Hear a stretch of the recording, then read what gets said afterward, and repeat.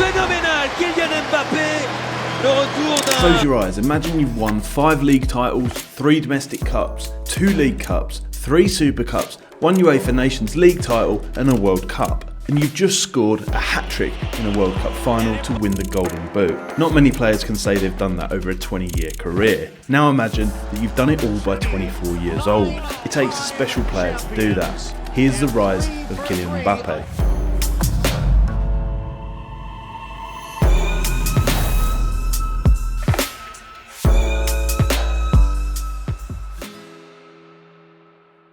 Born just 10 kilometres short of the capital of France, the now PSG megastar has football in his blood. His father coached him at his first team for 10 years, AS Bondy, the local club where Mbappé developed his skills. Because his father was so heavily involved with the club, Kylian had practically grown up there. The president of AS Bondy remembers that a 2-year-old Mbappé would walk into the change room with a ball before the matches and listen to the team talks. Being around a football club at such a young age, as well as his father being a coach, undoubtedly shaped him into the footballer that he is today. A former coach remarked that from the age of 6 he could do more than the other kids that he played with.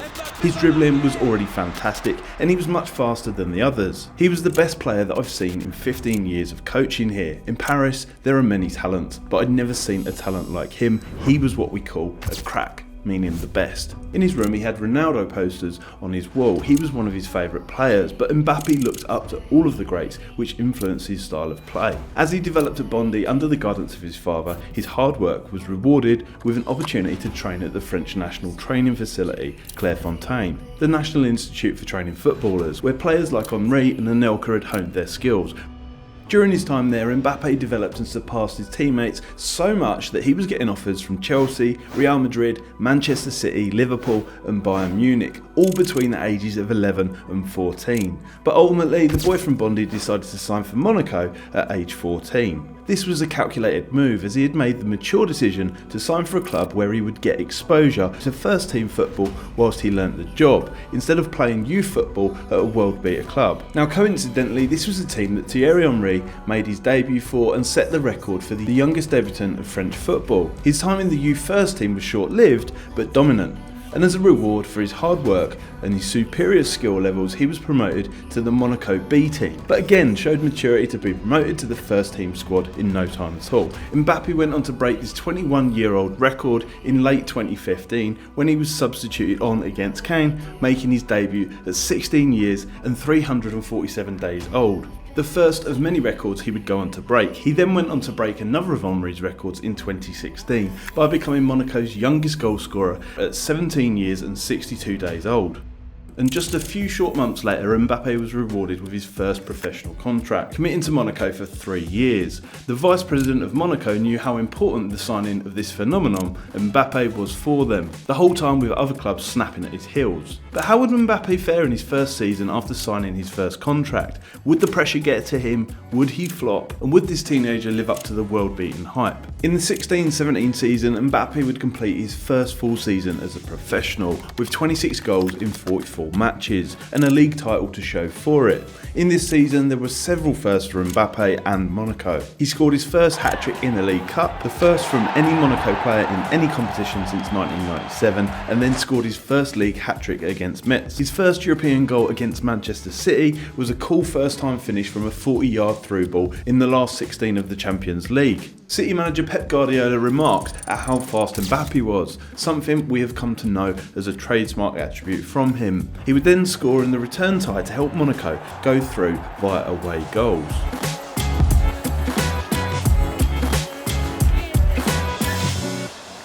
In the quarter-finals against Dortmund, Mbappé was instrumental in both legs of the tie by scoring 3 goals and winning the penalty, securing a semi-final visit to Italy to play against Giants Juventus. In the away leg against Dortmund, his performance was incredible, remembered for terrorising defenders with his blistering pace and smart movement, ultimately banging a brace that secured the French team the hard-earned victory. Despite only being 18 years old at this point, Mbappé showed the maturity and talent to light up the European stage at will, looking unfazed bask in the bright lights of the big occasion. The time throughout his youth spent at Brøndby absorbing as much information as possible, having a good coach for a father and loving the game was on display for the whole world to see. Unfortunately, the semi-final against Juventus didn't go as planned, but Kylian bagged himself a consolation goal during the 4-1 aggregate defeat over 2 legs.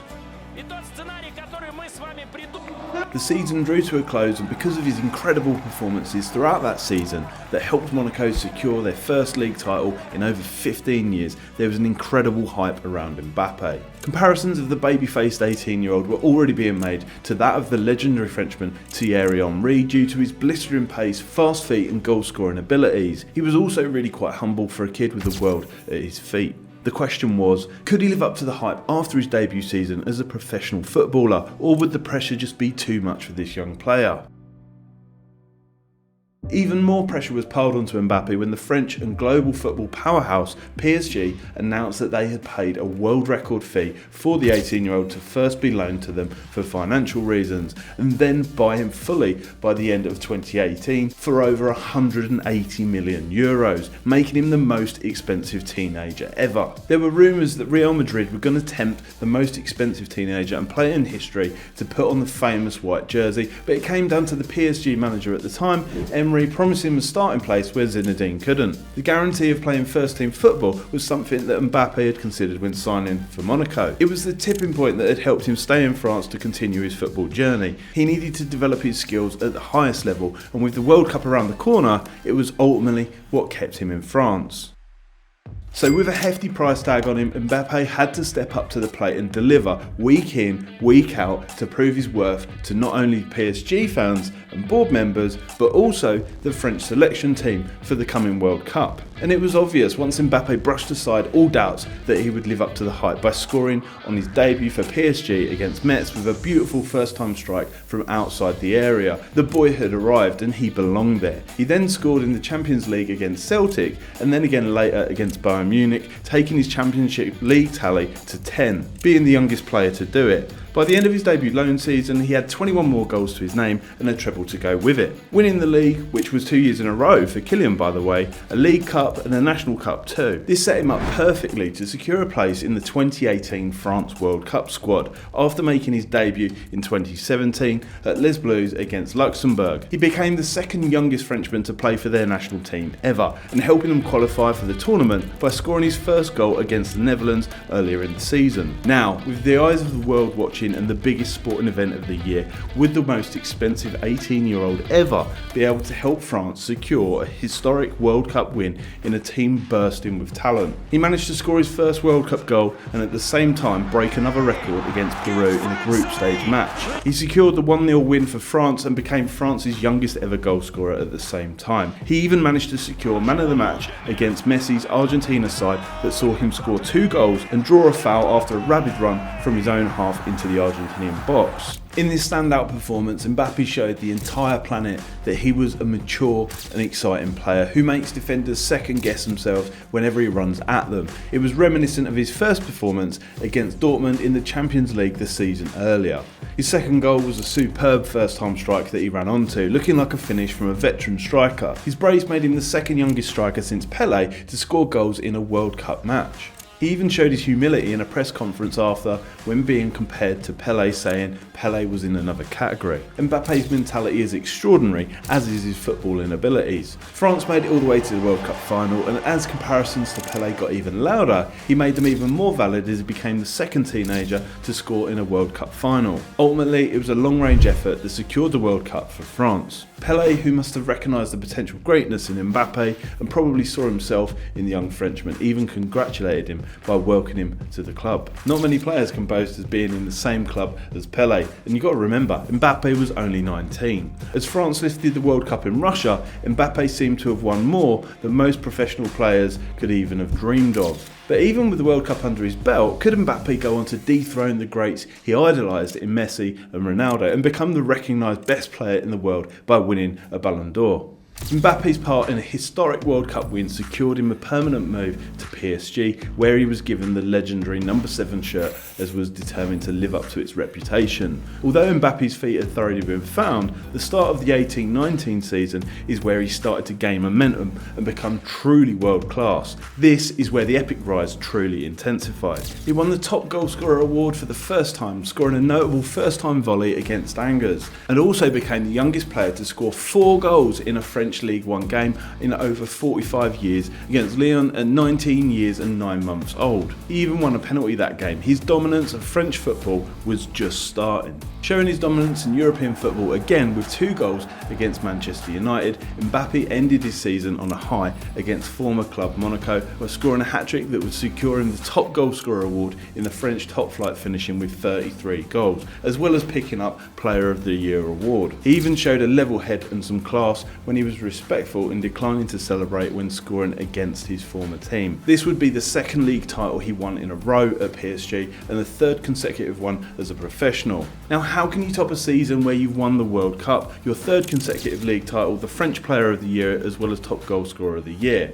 Well, you win more trophies and awards and break more records, don't you, of course? And this is exactly what Mbappé did. Because Kylian managed to retain his League One top goal scorer after finishing joint top with Ben Yedder, but managed to secure it with a superior game to goal ratio. He also managed to break another record in the Champions League whilst he was at it. After coming on at 60 minutes, he scored a perfect hat-trick via a header, left foot and right-footed goal. For his efforts that season, he managed to win another domestic treble, but lost out to European glory narrowly against Bayern Munich. This had been the only competition that he'd played in and not won, and for someone who had played in the World Cup, that is quite a statement to make. In the next 2 seasons, the Champions League trophy would be the only club trophy he still hadn't won. But not to let that deter him, in 2021 he scored his 100th league goal of his career, and then later on in the year scored his 100th for PSG. Apart from being a monumental achievement in itself, he became the youngest player to score 100 goals for a single French team since records began. That year he picked up a 3rd consecutive goalscorer title and added another League One Player of the Year award to his trophy cabinet at the end of 2021. Not to let his lack of winning the Champions League hold him back, he managed to break one of his idol, Messi's records that season too, becoming the youngest player to 25 Champions League goals at 22 years and 80 days old. He did it in some style too, scoring a hat-trick at the Nou Camp, something Messi had done plenty of times before. He rounded things off nicely in 2021 by winning the Globe Soccer Awards Best Player of the Year, beating Messi, Salah and Benzema to it. Although he was happy to win the award, dubbed the Débat d'Or, there's no doubt he wants to follow in the footsteps of the greats and get his hands on the coveted Ballon d'Or, like his heroes Messi and Ronaldo have done. Mbappé finished his 2022 season at PSG with a contract extension until 2025, and of course he celebrated it with a hat-trick against Metz, which secured him a 4th consecutive top goalscorer award and a cool €100 million signing bonus. Not that bad for the boy from Bondi. So Mbappé has proved that the hype was real. It's been more than real. It is true. Mbappe's short career has felt like several lifetimes in what he's achieved already. If any normal player wins one of the many accolades or trophies that he has, they would retire and consider their career well played. Kylian Mbappé continues to defy what anyone says about his potential. This rise of Kylian Mbappé has been epic, but the future is for the taking.